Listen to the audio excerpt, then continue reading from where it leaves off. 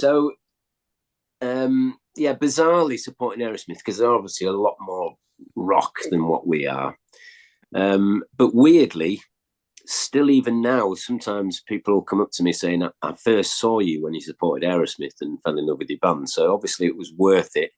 But as I say, there was a big rule at the time. None of their American crew, nobody involved with them was allowed to drink or take any drugs while they were on this tour, probably through fear that if any of the bands saw anyone doing it, they'd want to join in.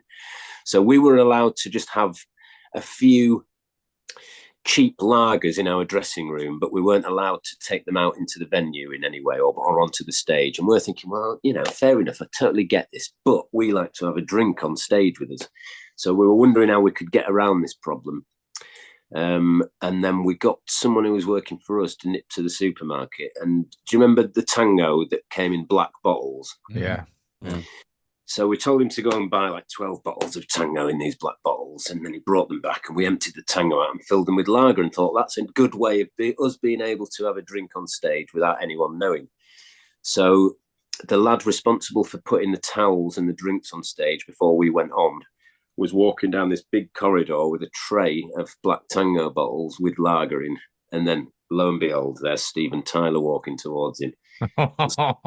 Steven Tyler says to him, "Hey man, Tango, I haven't had that in years." And our mate's going, "Please don't have a sip. Please don't have a sip."